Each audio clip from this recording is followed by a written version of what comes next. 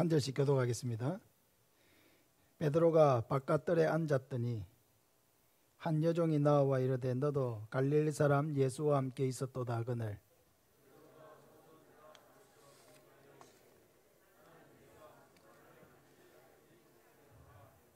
앞문까지 나아가니 다른 여종이 그를 보고 거기 있는 사람들에게 말하되 이 사람은 나사렛 예수와 함께 있었도다 하매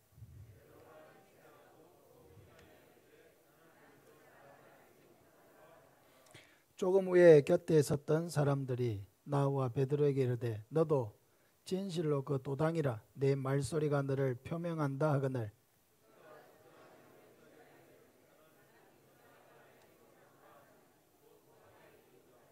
이에 베드로가 예수의 말씀에 닭 울기 전에 내가 3번 나를 부인하리라 하심이 생각나서 밖에 나가서 심히 동고가니라.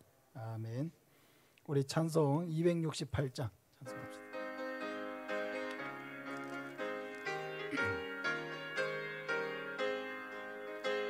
죄에서 자유를 얻게 함은 보혈의 능력 주의 보혈 시험을 이기고 승리하니 참 놀라운 능력이로다.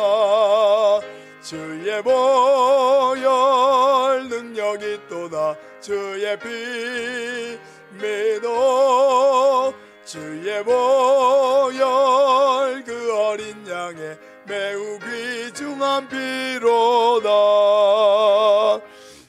죄의 정욕을 이기림은 보혈의 능력 주의 보혈 정결한 마음을 얻게 하니 참 놀라운 능력이로다. 주의 보혈 능력이 있도다. 주의 피 믿어 주의 보혈 그 어린 양의 매우 귀중한 피로다.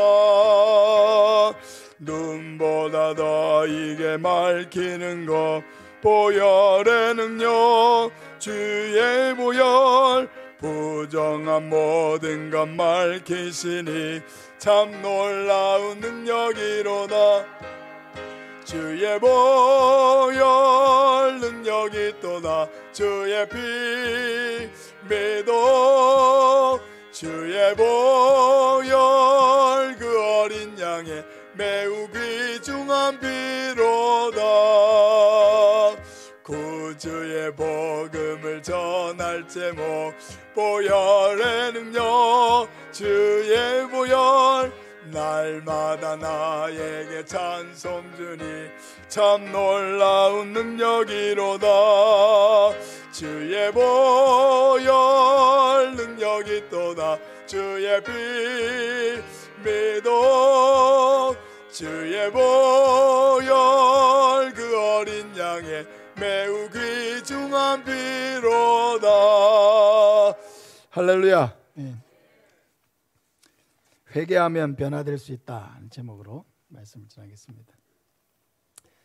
예수를 잘 믿는 사람도 심각한 영적인 실패를 경험할 수 있습니다. 그러나 또한 우리가 기억해야 할 것은 회개하면 변화될 수 있고 또 새 사람이 될 수 있고 하나님께 귀하게 쓰임받을 수 있게 된다는 것입니다.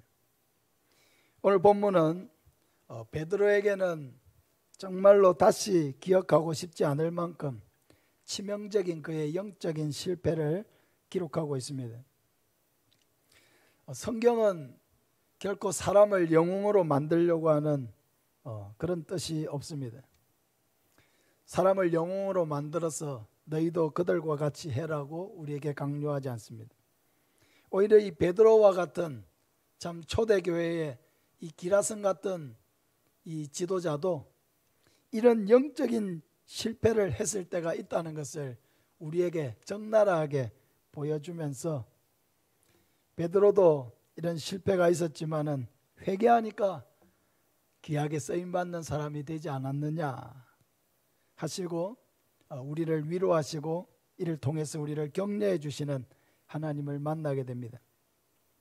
여러분 베드로가 누굽니까? 그는 예수님의 가장 사랑받는 제자였고 또 12제자 중에서 수제자로서 공생의 예수님의 3년의 사역기간 동안 모든 제자들의 리더였습니다. 게다가 그는 예수님을 통해서 놀라운 체험도 많이 했습니다. 누가복음 5장에 보면 베드로가 처음 예수님을 만났을 때 겪었던 그 사건을 기록하고 있죠. 밤새도록 고기를 잡았는데 한 마리도 잡지 못했습니다. 얼마나 허탈하겠습니까? 그래 아침에 밤새도록 고기 잡고 잡지 못한 채로 실망한 마음으로 그물을 씻고 있을 때 예수님께서 베드로에게 다가오셨습니다. 베드로의 배에 올라타시고 깊은 데로 가서 그물을 내려 고기를 잡으라. 이 한마디를 예수님께서 하셨습니다. 그때 베드로의 마음속에는 도무지 순종하고 싶은 마음이 별로 없었습니다. 밤새도록 이미 여기저기 수없이 그물을 던졌고 또 지금 아침에는 보통은 상식적으로는 얕은 데 고기가 있지 깊은 데 고기가 있는 시간도 아닌데 예수님께서 깊은 데로 가서 그물을 내려 고기를 잡으라 하시니까 마음속으로는 헛수고를 한다고 생각을 하면서도 예수님께서 그렇게 말씀하시니까 그 말씀에 의지해서 내가 한 번 더 그물을 내리겠습니다. 마음속으로는 억지로였지만은 그래도 순종을 했습니다. 그때 어떤 일이 일어났습니까? 자기 힘으로는 도무지 이 그물을 끌어올릴 수 없을 정도로 엄청난 그런 고기를 잡는 체험을 했습니다. 예수님이 단순한 선생님이고 훌륭한 분이 아니라 하나님이시라는 것을 그 순간에 체험하게 된 것이죠. 또 마태복음 17장에 보면은 예수님은 베드로와 야고보와 요한 이 세 제자를 데리시고 변화산에 올라가셨습니다. 그때 예수님의 얼굴이 해같이 빛나고 옷이 빛처럼 너무나 희어지고 놀라운 그런 천상의 모습으로 예수님의 모습이 변화되었습니다. 그때 모세와 엘리야 이 구약의 기라성 같은 지도자들이 나타나서 예수님과 대화를 나누는 것을 보았습니다. 그때 또한 하늘에서 나는 음성도 들었습니다. 이는 내 사랑하는 아들이요 내 기뻐하는 자니 너희는 그의 말을 들어라.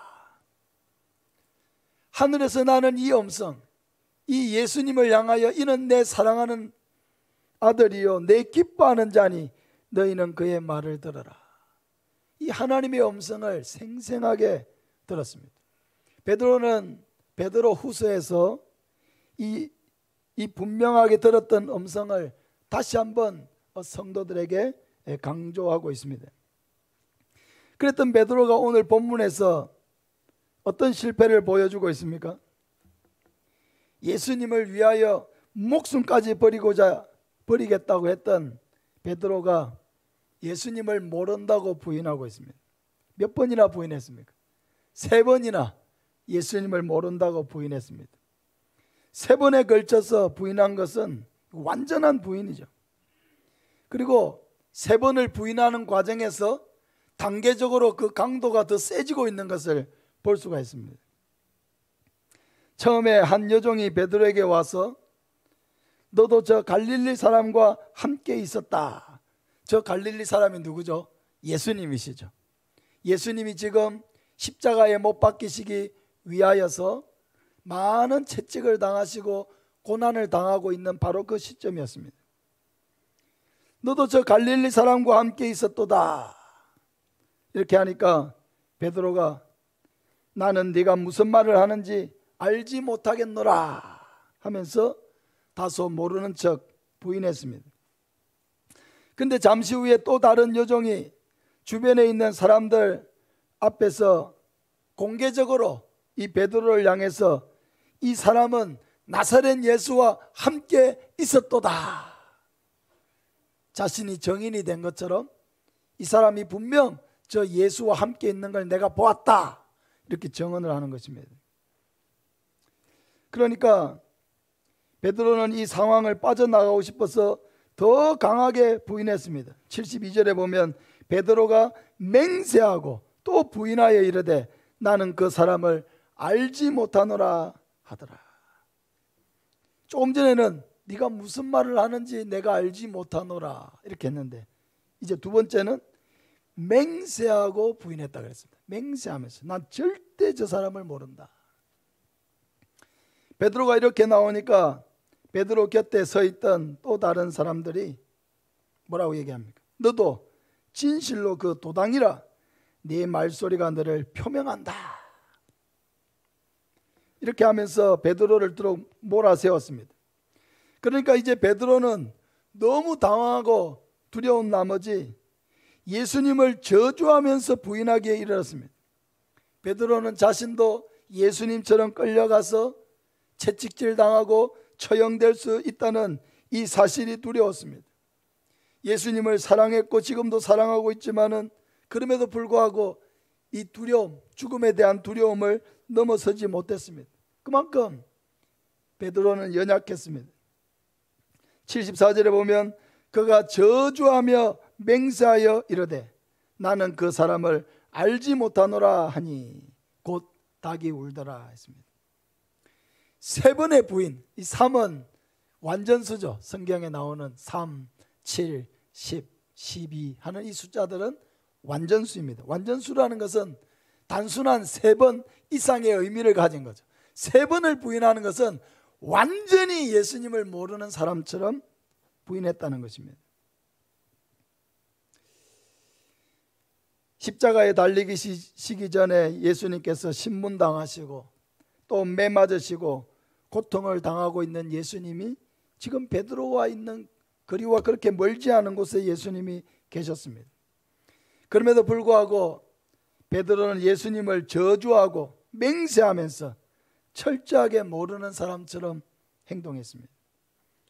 돌이킬 수 없는 신앙의 실패이고 다시는 예수님의 얼굴을 볼 수 없을 것 같은 그런 잘못을 범한 것입니다. 사랑하는 여러분, 우리가 자기의 신앙을 자만하지 말아야 하는 것은 바로 이런 베드로가 실패했듯이 우리도 실패할 수 있기 때문입니다. 베드로와 같이 많은 체험을 하고 베드로와 같이 예수님의 사랑도 많이 받고 베드로와 같이 공동체에서 리더십을 발휘하고 베드로와 같이 많은 은혜를 누린 사람이라 할지라도 삶에 어려움이 닥치고 마음에 두려움이 생기고 때로는 자기의 이익을 따라서 예수님을 모르는 사람처럼 전혀 예수님과 관계없는 사람처럼 그렇게 행동할 수 있는 여지가 우리에게도 분명히 있다는 것입니다. 그러나 베드로는 여기에서 예수님을 은30에 팔아 넘기고 자살했던 가룟 유다처럼 비참하게 끝나지 않았습니다.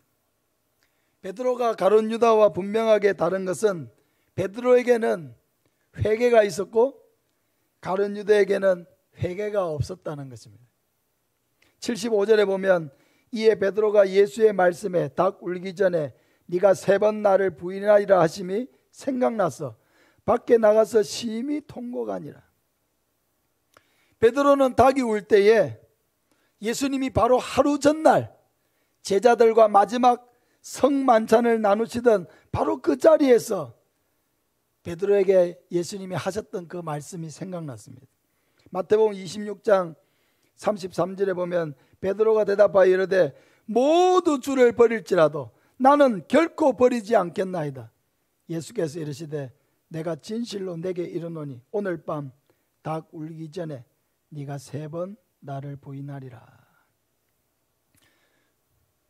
베드로는 다른 모든 사람들이 주를 버릴지라도 나는 결코 주님을 버리지 않겠습니다 하고 호언장담하면서 고백을 했지만은 이 고백은 불과 12시간도 지나지 않아서 산산조각이 나고 말았습니다. 그는 예수님을 저주하고 맹세하면서 부인한 후에 저 멀리 새벽을 알리는 닭 울음소리를 듣자마자 예수님의 말씀이 즉시 떠올랐습니다. 그리고 이 부끄러움과 괴로운 마음을 견딜 수가 없어서 뛰쳐나갔습니다. 그리고 밖으로 나가서 베드로는 통곡하면서 회개했습니다. 심히 통곡하니라 라고 하는 말은 쓰라리게 아주 비통하게 울었다는 말입니다. 이 통곡은 단순한 한탄이 아니라 회개였습니다. 자기의 잘못에 대한 회개였습니다. 눈물의 회개였습니다. 우리 구약 성경에 하나님의 사랑을 가장 많이 받았던 사람 중에 한 사람이 바로 다윗이죠. 다윗은 참으로 하나님의 사랑을 어릴 때부터 많이 받았던 사람입니다. 그런데 이 다윗이 참 하나님 앞에서 하지 못할 죄를 저질렀습니다.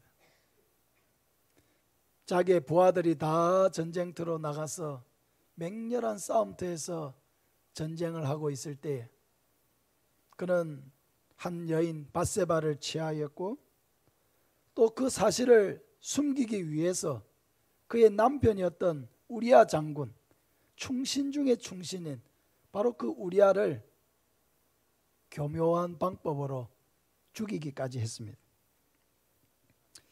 이 모든 사실을 처음에는 다 완전 범죄로 만들려고 했지만은 하나님께서 이 모든 일을 아시고 나단 선지자를 다윗에게 보내어 다윗의 죄를 책망하셨습니다. 바로 그때 다윗이 눈물로 침상을 적시면서 하나님 앞에 회개하지 않았습니까? 베드로는 이 쓰라린 자신의 실패를 가슴에 품고 자신의 이 처절한 실패에 대하여 가슴을 치면서 하나님 앞에 회개했습니다. 사랑하는 여러분, 실패는 고통스럽지만 잘못된 시간을 되돌리는 것은 회개밖에 없다는 것을 믿으시기를 바랍니다. 잘못된 길로 빠질 수 있습니다. 하나님을 잘 섬기는 사람이라도 잘못된 길에 들어설 수가 있습니다. 하나님의 말씀을 몰라서가 아니라 다 알고 있음에도 불구하고 악한 일을 행할 수 있습니다. 그러나 잘못된 길에 빠졌다가 제자리로 돌아올 수 있는 방법은 하나밖에 없습니다. 그것은 회개하는 것입니다. 회개만이 우리의 삶의 변화를 만들고 회복을 만들고 변화를 만들어낼 수가 있습니다. 누가복음 15장에 우리가 잘 아는 그 탕자의 비유가 있습니다. 이 탕자는 아직 아버지가 살아 계시는데도 불구하고 아버지가 돌아가실 때 나에게 주려고 하는 재산을 미리 달라고 요청했습니다. 그리고는 이 재산을 다 팔아가지고 돈을 만들어서 먼 나라로 떠났습니다. 먼 나라로 가가지고 사업을 했습니까? 아버지의 이렇게 귀한 재산을 내가 가져왔으니까 내가 성공해서 돌아가리라. 아버지의 마음을 보란듯이 기쁘게 해주리라. 그렇게 했습니까? 그렇게 하지 않았죠. 그는 먼 타국에 가서 허랑방탕하게 지내면서 아버지의 재산을 탕진했다고 했습니다. 아버지의 마음에 대못을 박는 악한 일들을 골라서 저지른 것입니다. 도무지 용서받을 수 없는 짓을 한 것이죠. 그런데 이런 탕자가 어디에서 변화와 회복이 시작되었습니까? 그것은 바로 자기의 죄를 인정하고 고백하려고 하는 마음이 생겼을 때입니다. 회개의 마음이 그 마음에 들어왔을 때입니다. 누가복음 15장 17절 이하에 이에 스스로 돌이켜 이르되 내 아버지에게는 양식이 풍족한 품꾼이 얼마나 많은가. 나는 여기서 줄여 죽는구나. 내가 일어나 아버지께 가서 이르기를 아버지 내가 하늘과 아버지께 죄를 지었사오니 지금부터는 아버지의 아들이라 일컬음을 감당하지 못하겠나이다. 나를 품꾼의 하나로 보소서 하리라 하고. 탕자는 자신의 신세를 한탄하면서도 자신의 이 모든 고통이 자신의 죄로 말미암았다는 것을 알았습니다. 그리고 자신이 아버지께 죄를 지었고 그러한 죄를 아버지 앞에 고백하리라고 하는 이런 회개의 마음을 그의 마음속에 품었습니다. 그는 실제로 나중에 아버지를 만났을 때 그 마음에 결심한 대로 내가 아버지께 죄를 지었습니다. 이제는 나를 아들이라고 하지 마시고 품꾼의 하나처럼 나를 써달라고 아버지께 겸손하게 눈물로 아뢰었습니다. 회개의 마음이 그 마음속에 들어오니까 마음이 겸손해졌습니다. 회개하니까 아버지에게 돌아갈 마음이 생겼습니다. 회개하니까 방탕했던 그의 삶에 변화와 회복이 시작되었습니다. 어느 마을에 한 노인이 살고 있었습니다. 이 사람 부자였고 자녀들도 모두 공부를 잘 시키고 해외 유학을 보낼 정도로 남들 보기에는 부러울 것이 없는 그런 가정을 이루었습니다. 그런데 이 어른의 마음속에는 하루도 마음이 편하지가 않고 늘 불안과 공포의 초조함 속에서 살았습니다. 그런데 그와는 정반대로 그 부잣집 옆에는 한 목사님이 살고 있었습니다. 별로 가진 것도 많지 않은데 가정에는 늘 웃음소리가 끊어지질 않았습니다. 그래서 하루는 이 노인이 목사님을 찾아가서 이야기를 했습니다. 목사님 어떻게 이렇게 늘 평안하게 사시고 이렇게 가정에는 웃음꽃이 떠나질 않습니까? 나도 좀 평안하게 살 수 있는 비결을 나에게 좀 가르쳐 주십시오.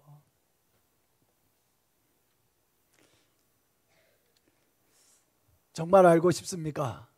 예, 정말로 알고 싶습니다. 그러면 내일 아침에 오시면 가르쳐 드릴 테니까 흐름한 옷을 하나 입고 밥은 든든하게 드시고 밧줄을 하나 들고 저희 집으로 오십시오. 그랬습니다. 다음날 이 부자 영감님이 목사님의 말대로 밥도 든든히 먹고 허름한 옷을 하나 챙겨 입고 밧줄을 가지고 가니까 산에 올라가려는 듯이 산 입구까지 딱 왔습니다. 그리고는 목사님이 말했습니다. 정말로 평안을 얻고자 한다면 지금부터 제가 하라는 대로만 딱 해야지 다르게 하면 안 됩니다. 제가 시킨 대로만 딱 하시겠습니까? 예, 제가 시킨 대로만 딱 하겠습니다. 그러면 이 가져오신 밧줄에 돌을 3개를 묶어 가지고 등에다가 짊어지십시오. 밧줄로 돌을 3개를 묶어 가지고 등에다가 짊어졌습니다. 두 사람이 산을 오르기 시작했습니다. 얼마쯤 가다 보니까 이 돌을 3개나 짊어지고 이 영감님이 올라가려고 하니까 얼마나 힘이 듭니까? 아이고 목사님, 내가 도무지 힘이 들어서 못 가겠습니다. 아유, 그러십니까? 그러면은 돌이 3개인데 1개만 딱 풀어 놓으십시오. 하나를 딱 푸니까 아유, 그만큼 또 수월해졌어요. 그래서 또 다시 산으로 올라갑니다. 또 조금 가다가 아이고 목사님, 정말 죄송합니다. 도저히 내가 무거워서 힘이 들어서 못 올라가겠습니다. 아이고, 그러십니까? 그러면은 이제 2개가 있는데 1개만 딱 내려놓으십시오. 그 1개를 또 내려놓고 나니까 상당히 또 가벼워졌어요. 그러나 또 1개를 짊어지고 또 계속 산으로 두 분이 올라가는데 또 올라가다가 이 어르신이 아이고 목사님, 이 1개도 도무지 내가 짊어지고 갈 힘이 없습니다. 아이고, 그러십니까? 그러면은 그것도 그러면 풀어서 내려놓으십시오. 이렇게 하고 다 이 돌을, 이 돌덩이들을 다 내려놓고 나니까 그렇게 몸이 가벼울 수가 없어요. 그래서 산의 정상까지 다 올라갔습니다. 근데 노인이 목사님에게 물었습니다. 목사님, 내가 이 산 꼭대기까지 올라오는 길에 목사님이 하라는 대로 다 했는데 아직 제 마음이 아직 안 가벼워졌는데 이 왜 이랬습니까? 그때 목사님이 낮은 소리로 말했습니다. 영감님, 저는 영감님이 지난날에 살아온 비밀을 다 알고 있습니다. 마음속에 있는 잘못을 회개하십시오. 돌을 짊어지고 올 때 얼마나 무겁고 고통스러웠습니까? 그런데 그 다 내려놓고 나니까 너무 가벼워졌지요. 지난날에 지었던 모든 죄를 하나님 앞에 다 회개하십시오. 그러면은 하나님께서 그 죄를 용서해 주시고 우리 영감님의 마음에도 평안을 주시고 마음이 가벼워지실 것입니다. 이 부자 영감님이 목사님의 말씀을 듣고 자기의 죄를 회개했습니다.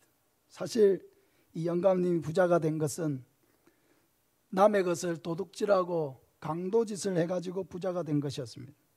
그러니까 밤에 개가 짖거나 길 가다가 경찰이 보이기만 해도 그 마음이 무섭고 두려워서 견딜 수가 없는 거예요.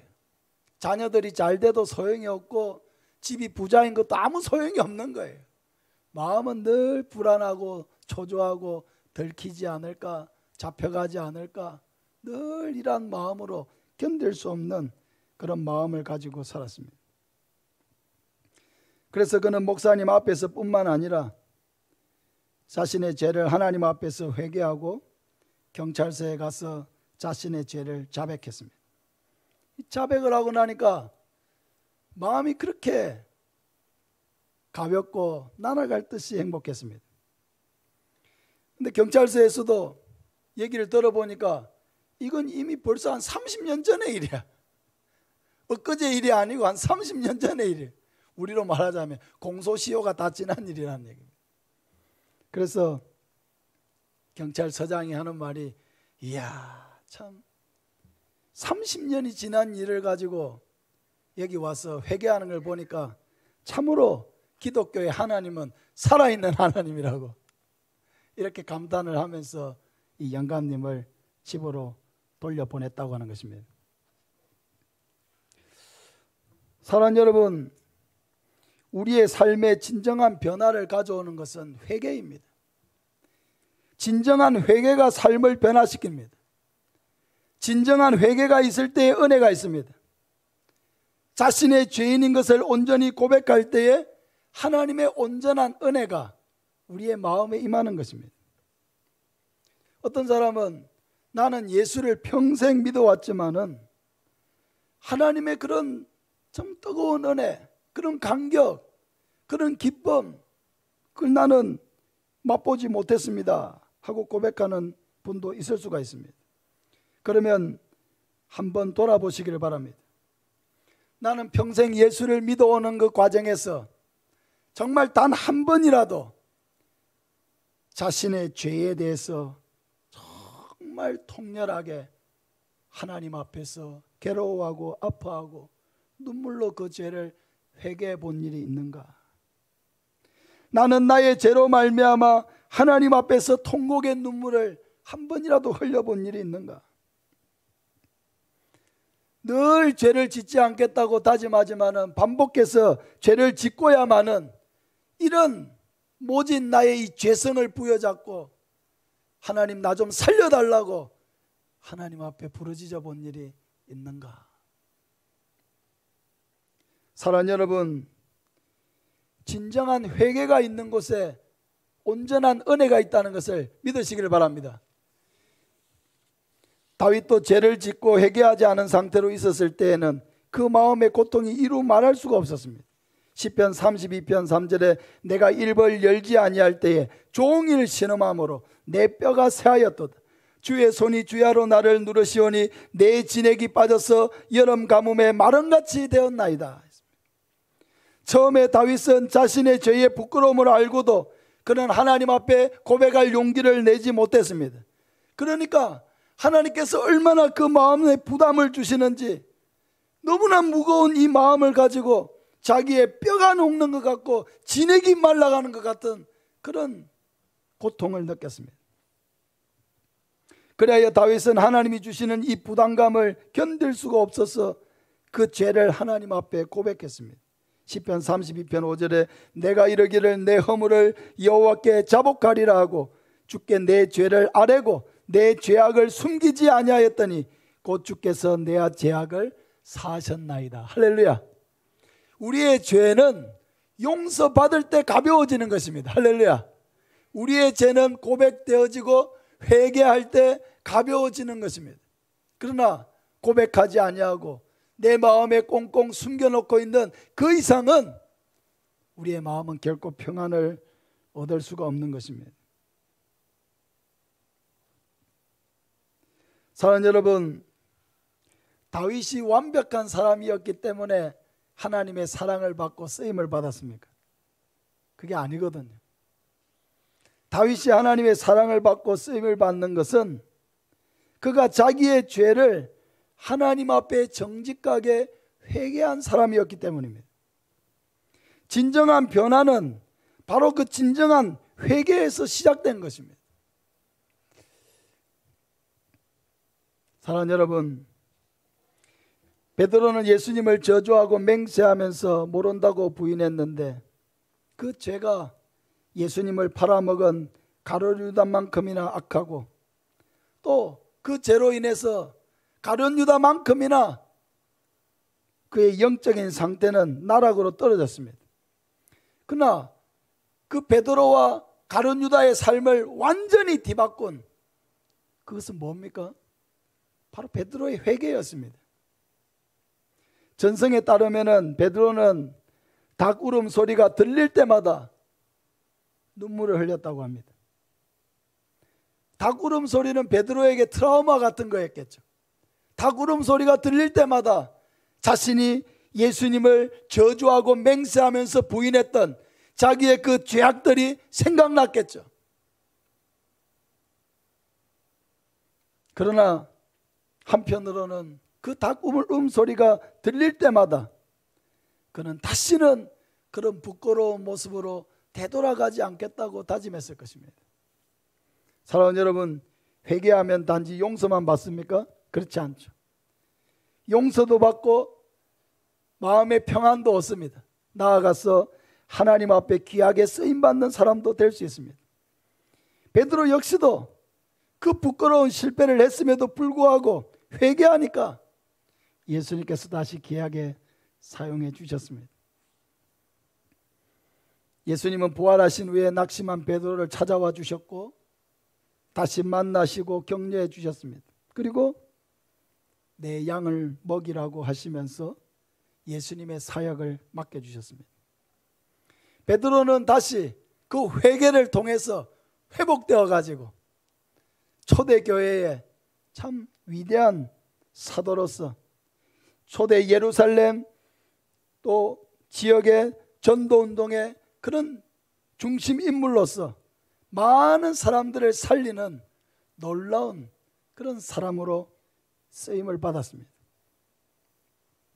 그리고 마지막에는 자신의 순교를 통하여서 진리를 증거하기까지 그는 자기의 그 삶을 불꽃같이 하나님 앞에 쓰임 받았습니다. 사랑하는 여러분, 회개가 이렇게 귀한 것입니다. 참된 회개를 통해서 우리의 삶에 놀라운 변화와 회복을 주시는 하나님을 만나고 귀하게 쓰임 받는 저와 여러분 되시기를 예수님의 이름으로 축복합니다.